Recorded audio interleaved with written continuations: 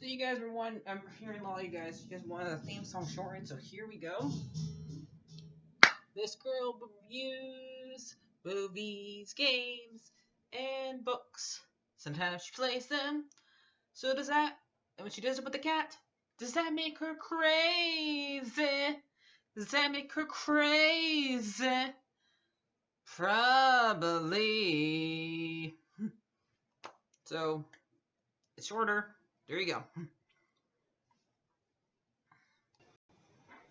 CrazyCatLady Gamer Reviewer or Martha Butler does not own any trailers or pictures. I use them under fair use, educational, for education and entertainment purpose. Okay. Hi everybody, Martha here. I almost did not do this review because I've been like, I don't even like this book.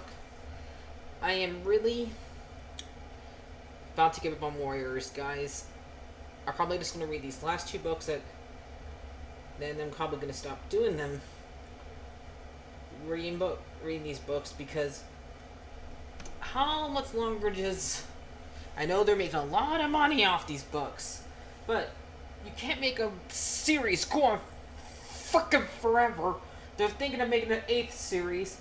Like, how many series do you want about cats living in a forest, fighting over territories, huh? How much longer do you want this thing to go on? No wonder nobody wants to make a movie out of this stuff. Even though hinting at a movie being made because they gave rights to the same people that made Harry Potter. But no wonder nobody wants to do it. Because how can you make a movie series about this? The book series don't end. So how could you make a movie series about this? Might as well make a TV show about it.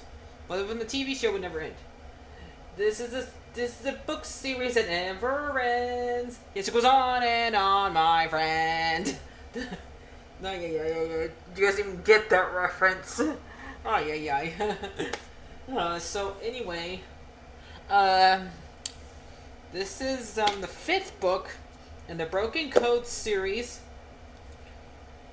The Place of No Stars. So, and this is basically them going into the Dark Forest to save Squirrelflight and Bramblestar from Ashfur, and that's what Rootspring, Bristlefrost, and Shadow Sight have to do in this book. And basically, that's what every single chapter is. Okay, my turn to go in the Dark Forest to save Squirrelflight. Your turn to go to save the Dark Forest to save Squirrelflight. Yes. Then one of us, after we save Squirrelflight and Bramblestar. Sorry for people who don't want to, probably will actually do want to read this book. Spoilers ahead, because I always do that. I always spoiler books. I always ruin the book. Once they get those two out of there, and actually somehow, after Bramblestar's been dead for who knows how long now, I wish you just would have stated, even though you used to be my favorite characters, but the whole fact that you don't stay dead for this long and come back. You don't do that. How long has his body been dead? No, you can't do that. This doesn't make any sense. I don't care. These series don't make sense to me anymore. Okay? No. I mean, I'd rather go back to reading those classic books that have bad endings, like Animal Farm and 1984 Ice Men that I did not review for you guys because I don't want to talk about books that have bad endings, but at least those books actually make sense, where people who die in it stay dead. They stay dead, or they make sense why they had the bad guys take over their world and say, it's our world now. You have to live on a scary farm. You have to live in Britain, where Britain's takeover is where your minds change differently, but at least it makes sense.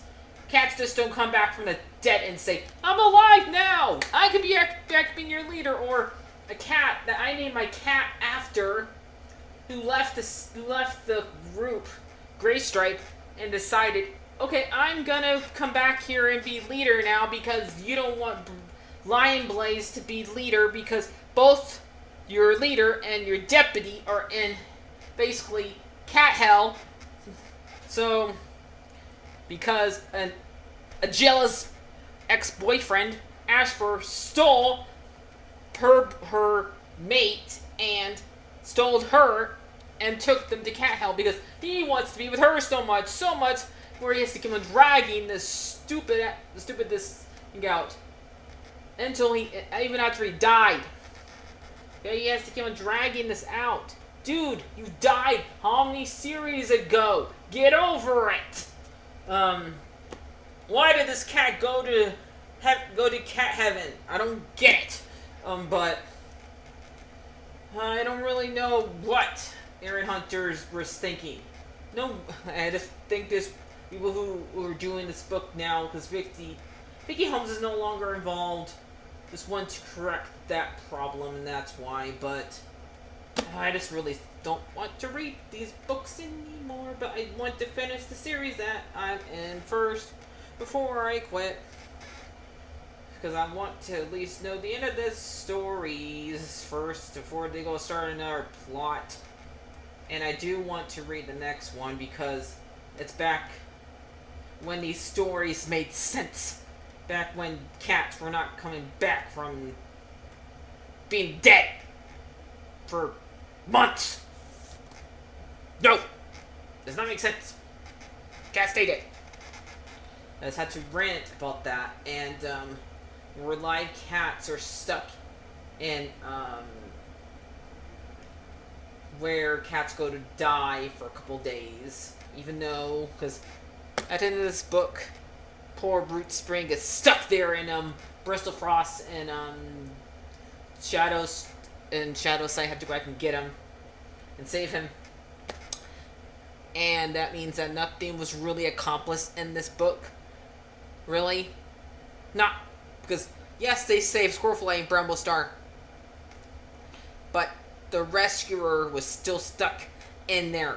So, somebody's still stuck there. And the cats that are on Ashfur's side are still possessed by him because he's able to control other cats. Okay, that still makes sense. And the fact that a lot of the chapters are the same about, my turn, we go in there. And, or ThunderClan is basically in turmoil because nobody is leader. I don't care. Ashfur, Gray Stripe should not be leader right now because he has not been there and he's too old to be leader. And nobody wants to listen to Lion Blade. Poor guy. So yeah. And poor Shadowsight keeps on getting yelled at for something that, yes, it is his fault. He should not let Ashfur out of his sight and making sure that he does not escape. Because that's what he did. He let that, and everybody's giving him a hard time. And his dad, Tiger Star II, does not want him to do anything about going in there into the Dark Forest. And yet, Mothwing tells him, you have to. Where we end up losing one of the medicine cats here, Willows Shine, because they have to have another cat it's in the 8th series that's going to take her place. See, they're already preparing for the 8th series, and they have not even finished this series yet. Come on, finish one before you start another one, guys. I know you like to have 3 books come out every single year, but finish one series before you start another one, okay? Because it's weird, okay? And I don't like the fact that they're killing Willows Shine off.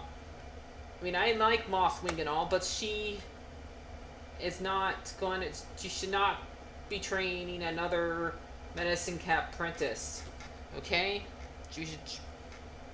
Little Shine should. Okay? If you're gonna have another Medicine Cat Predator in the next series, I'm not gonna read. I'm probably just gonna watch people do it, and I'm probably just gonna finish reviewing the the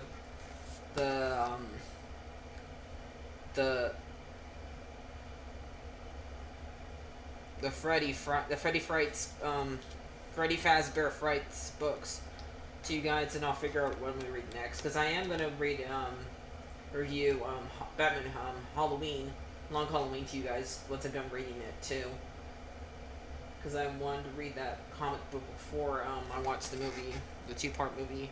But again, off topic here, so let's get back to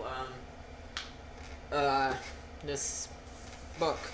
So basically, what's going on with Brute Spring and Professor Frost, besides on her fact that they had to go and save 2 cats from cat hell, that they're trying to figure out what their relationship should be, and Tree is basically saying you can do that, and you can be together because nobody cares about the code anymore, because they want to get rid of that part of the code, which they really should, because nobody cares about that part of the world, because every single series somebody has to break that rule where they're being with forbidden love. Somebody has to break it, usually one of the main characters. And the fact that they make these 3 different characters, and none of these guys have been in the same room at all, really. Like, neither of them really talk to Shadowsight really that much, and now they're both both Shadowsight is caring about Brute Spring now. Now I think Brute Spring and Shadowsight have talked to each other, but has Bristlefrost and Shadowsight not really? They have not talked at all, really. So yeah. So both of them have to go in there and save Boots, but Brute Spring's one that's in there. I say Brute Spring and Shadowsight have been in there the most, since one's a medicine cat and one can still talk to the dead because of his ancestors from his dad's side is able to do it. But so yeah, and so he goes in there and he goes and tries to save Squirrelfly Brubblestar, but he is in the wrong place, so he's looking for a cat maybe to help him that's not under control of Ashfur. So he ends up bumping into Snowtuff, one of the cats that we don't know any of the backstory to. We still don't, because he doesn't. He doesn't remember his life. He's been dead for so long that he's forgotten his life. The only thing he remembers is that he was in Shadow Clan, not in Thunder Clan, because a lot of people, since he has the same exact name as a certain apprentice that never got to be certain kitten that never got to be apprentice because he's deaf. Snowkit, who got picked up by a fox. A lot of people wanted to theorize this was that cat all grown up, because by now you would have been all grown up. Why was he in Dark Forest? Why would you put that kitten in Dark Forest? Why? I don't get that theory. Why? Because he's mad that he didn't get to become warrior? Okay. So yeah, but nope. They just let us know he was in the Shadow Clan. That's all we think to know, and he wanted to help. He wants to help Brute Spring, because I guess he wasn't that bad of a cat, even though he's literally in cat hell. But we also see a couple other cats, and that we saw in the last time we were here, who did not die in that war that took place how many series ago? 3? Yeah, 3. Where we see like Maple Shade, Silverhawk, Dark Stripe. Do we see Thistleclaw? I don't know. I don't know if we do. I know people mention Dark Stripe, and we also Maple Shade talks, and so does Silverhawk. So even though none of these guys are good guys, and we don't know Silverhawk's backstory, we do know Maple Shade's and Dark Stripe's backstory, how they ended there. they don't really want to help either. I think they just want to get Asper out of there. Make him fade, like you did with the other cats that are not here. But, because even Hawk, even the cat that helped him, that helped Asper during this period where he ends up, when they end up killing one of Firestar's lives. I always think he died. I always think he died. How can you not die during that after you're cut in the neck by a fox trap? Even though, so yeah, even though Hawk Frost is not here because because Rebel Star already killed him twice. So yeah, I don't know. I did not like this book, as you can tell. I'm gonna have one of those. I'm gonna have the mean Siamese. I know you guys are probably wondering why I'm using the Siamese character, because even though I'm not that kind of race, nobody uses the Siamese. I wanted to look different from everybody else. Everybody else either uses a calico or a gray tabby, or a orange tabby. I wanted to use a cat that want to be extremely and unique from anybody else in these books. When you're talking about word cats, nobody ever uses that one. So yeah, I wanted to pick a cat that nobody ever uses. That's why I thought of Siamese cat. So yeah. Anyway, that Siamese cat's gonna be angry during this. So yeah. I'm gonna probably give this. I don't know. There's parts in this book I did like. I mean, I liked the part that they gave Snowtuff some background. I did like seeing some of these cats again, even though it's weird. But that's basically it. But I'm gonna give this book a 5.5 out of 10. So yeah, I'm just so over this series. I'll see you guys later. Like, favorite, and subscribe.